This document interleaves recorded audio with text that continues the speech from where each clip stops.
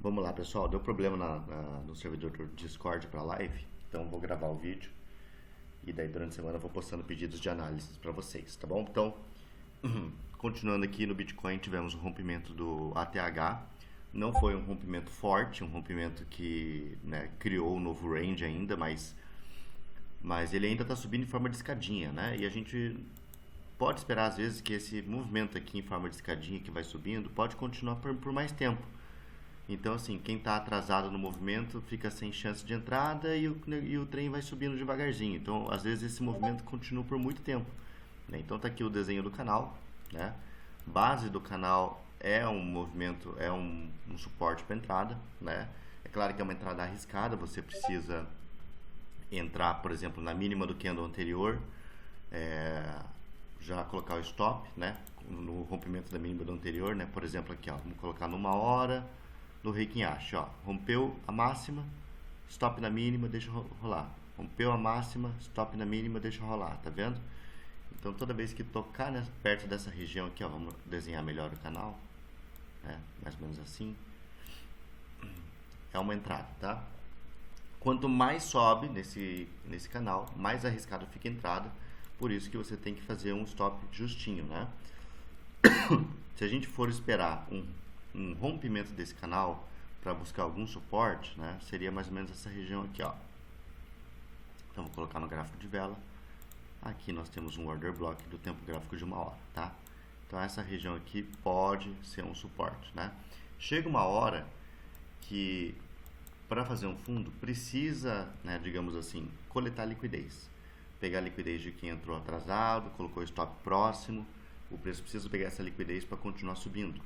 E é esse momento que vai romper o canal para baixo, tá? Quando isso acontecer, vocês podem esperar um fundo ascendente no tempo gráfico diário, né? Então o trade seria você pegar aqui o range do diário que está sendo criado, né? Desde esse fundo aqui, mais ou menos aqui, e puxar a FIBO até onde o movimento parou, né? E aí você vai caçar um fundo, né, em 0,5 para baixo, alguma coisa assim. Só que esse movimento ainda não aconteceu.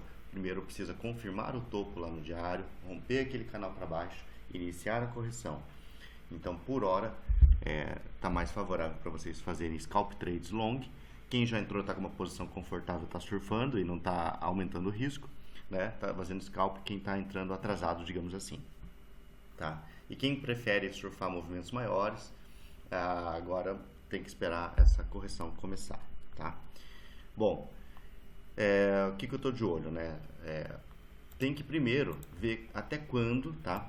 Até quando que esse movimento em forma de escadinha, até onde que ele vai subir, né? Para ver o quanto que ele vai se distanciar do ATH anterior. Se subir mais um pouquinho só e já começar a cair, já começar a fazer a correção, né? Aí a gente pode falar, poxa, a cada rompimento de ATH, né, a amplitude está sendo menor. Então significa uma exaustão, né, do movimento, né? Aqui no 4 horas, ó, se a gente for ver, né, esses topos ascendentes, ó, já tem uma divergência bear no tempo gráfico de 4 horas. Então pode ser que essa correção esteja próxima, né? Então vamos proteger a banca, tá? Quando iniciar a correção, a gente vai prestar atenção no volume de venda, né? Se a gente vai ter candles de engolfo, né, igual aconteceu aqui, ó, no gráfico de 3 dias, ó, o topo, um candle vermelho de engolfo, né? Outro candle vermelho de engolfo. Então a gente vai ver se isso acontece no tempo gráfico maior, candles vermelhos de engolfo, né? Que daí significa que a gente pode ter até uma correção mais profunda, tá? Então, por hora, né, é isso que está acontecendo. A dominância do Bitcoin, ela anda subindo também, mas está subindo lento aqui. Teve esse suporte aqui, né? Estamos dando repique nesse suporte. Estamos subindo lento, chegando próximo aqui, deixa eu colocar no diário, próximo aqui de uma região de resistência da dominância, né? Então é bem possível que suba em forma de canal e toque numa resistência e volte a cair, tá? Nesse cenário da dominância diminuindo, né, a gente vai voltar os olhos para o USDT.D, a dominância do dólar, tá? Porque qual que é a ideia, né? A ideia é que a dominância do Bitcoin caia, né? Total se mantenha ou continue subindo e a dominância do dólar continue caindo ou lateralizando, porque daí nós temos assim, com a dominância do BTC caindo, significa que o pessoal está migrando para altcoins, visto que o total está se mantendo ou subindo e a dominância do dólar também não está subindo, está se mantendo ou caindo, né? Então, se isso acontecer, a gente vai ter um surfzinho aí em várias altcoins, tá? Principalmente aquelas altcoins que subiram pouco, que estão lá consolidando lá no fundo e que são bons projetos, que tem ecossistema, que está rodando, né? Então, permite um pumpzinho nessas moedas, tá? Como eu falei no grupo aqui, quando o Bitcoin rompeu o ATH, a gente fica sem região de resistência. A gente não sabe quanto que Bitcoin vai subir, né? No macro, olhando, a gente sabe que está perdendo força, mas a gente não tem assim um alvo definido, uma resistência definida. Por isso que eu vou ficar de olho na dominância do dólar, tá? Porque a dominância tem regiões de suporte. Então, olha só, né? Esse suportezinho aqui que eu falei na live passada foi o que deu origem ao repique. E agora, ó, estamos voltando nele. Então, essa região aqui, ó, tá? É uma região muito interessante para a gente ficar de olho, né, se a gente vai iniciar a correção de fato ou não, porque pode ser aqui, tá? Então, na dominância do dólar entre 4,16% e 4,11%. Isso se ele for pegar o order block do 4 horas, né?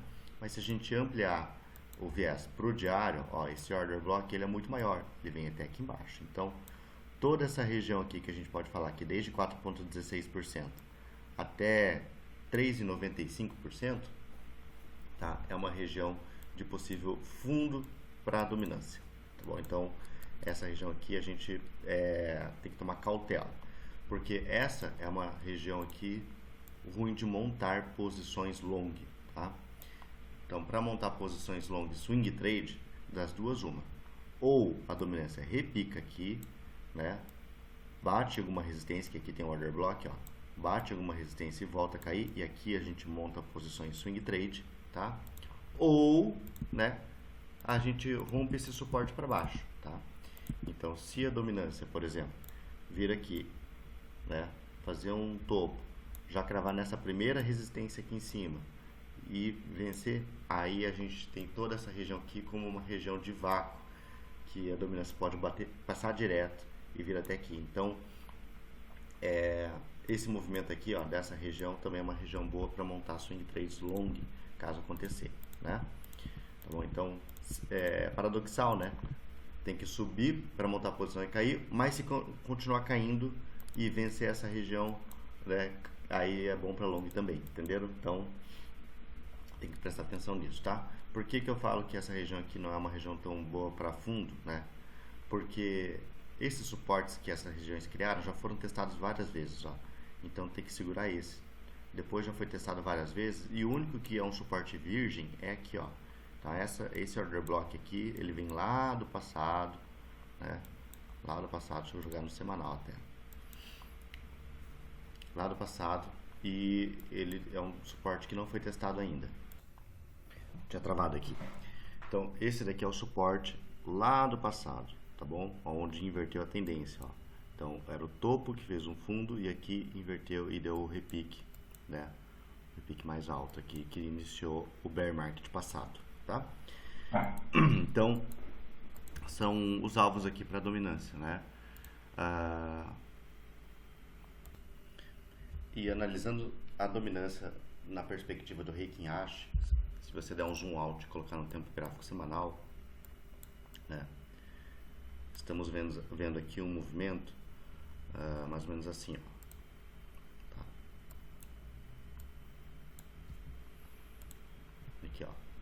Então, um movimento de queda, né, um repique, tá? Um movimento de queda que rompeu o fundo anterior aqui, né? O repique, e agora a gente possivelmente está nesse movimento aqui, ó, fazendo uma bandeirinha, né, que pode romper esse fundo de novo e bater aqui, tá? Entenderam? Então é um movimento que tem fundamento para acontecer, né?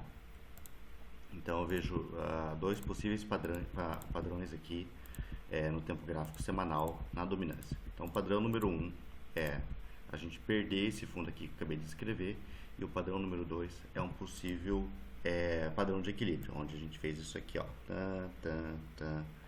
e tentar apertar aqui dentro, tá bom?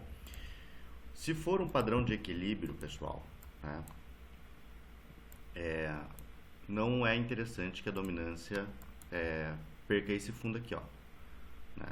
Então, possivelmente essa região que a gente está agora, com esse order block aqui que a gente mencionou ali do 4 horas, né, e do diário, seria uma região aqui para segurar, né, esse order block aqui, segurar e repicar, tá? E isso aí iria aumentar a força dessa teoria do padrão de equilíbrio no macro, né? Se não segurar essa região aqui, aí eu fico muito confiante que a gente vai perder esse fundo e cravar nesse order block aqui embaixo, tá? Então esse movimento da dominância seria, né, daqui até aqui, se ele chegar aqui embaixo, seria um movimento que iria trazer a alt season para nós, uma alt season mais forte, né? E é um movimento que pode acontecer aqui mais ou menos 2, 3 meses, mais ou menos, né? 3 meses ali, 4. Então, ciclos passados, a gente viu que teve uma alt season ali nessa época ali de novembro, dezembro até janeiro, né? Foram meses bons para altcoins. Claro que no passado a gente tinha muito menos projeto, tudo subia, então dessa vez vai ser selecionado as altcoins que vão subir, né? Digamos assim. Não são todas, tá? E mesmo que subam, essa história de tentar romper o ATH, a maioria delas não vai conseguir romper o ATH. Então, qualquer repique que deu, é bom se desfazer das posições, tá? Então, acho que é isso que tem pra gente ver aqui. Vamos ver orders, né? Orders está subindo em forma de canal. Ainda está na mesma análise que eu fiz da live passada, né? Que tem 2 pontos aqui de resistência. A primeira nós estamos agora, aqui, tá? Eu acredito que a gente vai passar desse ponto, porque esse padrão aqui de vários testes nessa resistência, né, já está querendo fechar aqui em cima. Então, eu acredito que a gente vai passar e vamos ficar de olho aqui nessa resistência top fishing, tá? Então, vocês podem jogar um alarme aqui, ó, mais ou menos para essa região aqui dos 332,5 bi, mais ou menos, tá? Então, um alarme aqui nessa região seria entrando nesse order block top fishing, porque se isso daqui for um choque de baixa nessa região, o ativo ele vai bater aqui em cima, o ativo não, né? A orders vai bater aqui em cima e vai começar a devolver um pouco do movimento, tá? Se ele passar essa resistência aqui, pessoal, né? Aí a próxima resistência seria essa LTA, que está acontecendo aqui, ó, né?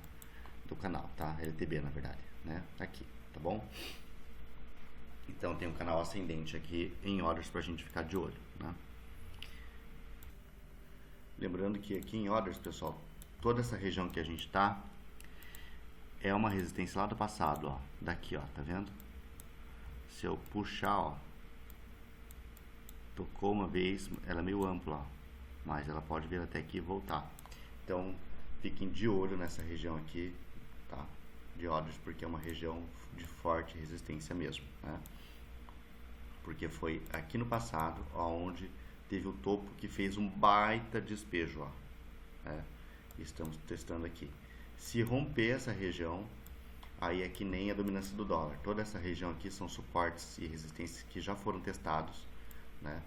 Salvo essa outra aqui mais em cima aqui, ó. Deixa eu refinar aqui, tá? Essa região. Porque foi ela também que aconteceu um baita despejo, ó. E é uma região, digamos assim, virgem, né? Então, se romper aqui, se orders romper aqui ou ficar consolidando nessa região e fechando em cima, a gente pode, né, vir parar nessa região aqui, tá? Então, vamos ficar de olho. Eu acho que isso aqui vai acontecer, viu? Vamos lá, vamos rezar para isso acontecer. E Ethereum, pessoal, teve um movimento aqui que pode ser interpretado como um choque no tempo gráfico diário, né? Que esse fundo aqui foi o fundo que originou o ATH anterior. Perdemos esse fundo, estamos em um repique e foi esse topo que fez o fundo lá embaixo. Então estamos em top fishing, tá? Aqui uma resistência em Ethereum. Se Ethereum romper essa região aqui de 4.785, né? Se romper essa região, aí eu acredito que Ethereum vai romper o ATH e que esse movimento de choque aqui, na verdade, não foi uma inversão no diário, mas apenas um fundo ascendente no tempo gráfico semanal, tá? O que pode ser, então, fundo ascendente no tempo gráfico semanal e vai romper o topo lá em cima, né? Mas, para a gente saber se é isso mesmo, precisa primeiro romper essa resistência top fishing, porque se de fato isso for um choque, Ethereum ele vai sentir essa resistência e vai iniciar um movimento de queda, tá? Pode até fechar pavio para cima e já devolver fechando o candle nessa resistência. Então fiquem de olho nisso, né? Como é que tá a força compradora, ó. Numa hora ali já tá tendo os candlezinhos, o volume aqui tá querendo cair. Então é uma região que não deve romper tão fácil assim, né? Talvez lateralizar aqui um pouquinho, né? Para se esfriar, para dar uma descansada e aí romper, vamos ver, tá? Então o Ethereum tá nesse momento, um momento delicado aqui para o ativo, tá?